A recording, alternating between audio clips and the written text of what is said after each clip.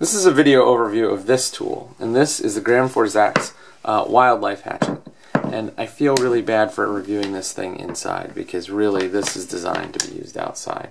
As you can see, I've used it quite a bit.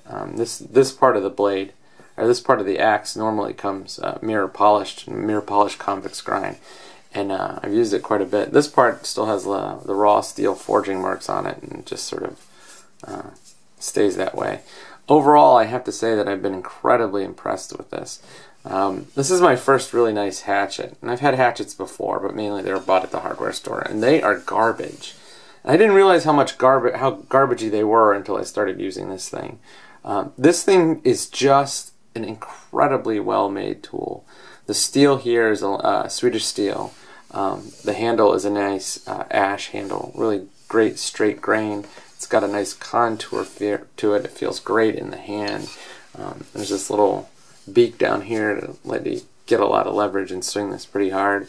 As you can see, the Gransfor Bruks logo is burned into the handle, and it looks really nice and crisp and great. There's a Swedish crown here, and then there are the initials of the person who made this, because each one of these is made by hand. The person's initials are here. Overall, I really have to say that I've been incredibly impressed. The finish on the edge was so nice when I first got it that I was able to make cuts into wood that felt like they had been either polished or scraped with like a jack plane of some kind. It was just incredible, like it's a kind of cut that you're just not used to. The eyelet here is really well made and quite stable, and you can see there's some epoxy. There's the metal through. It's not a tenon, it's sort of like a spline, and it goes in there and it pushes this open.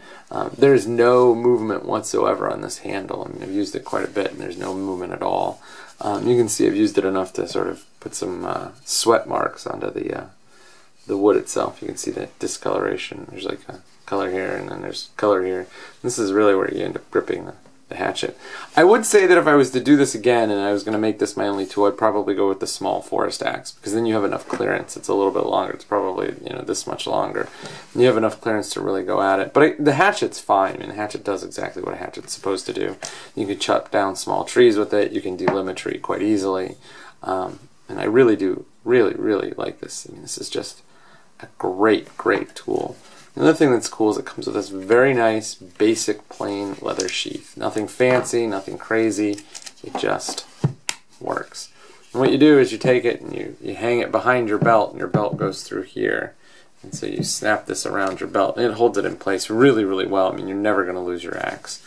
You put the belt like right up through here, and it just works quite well. So this is the Gransfor Bruks wildlife hatchet, and runs about $100. I really like it. So a review on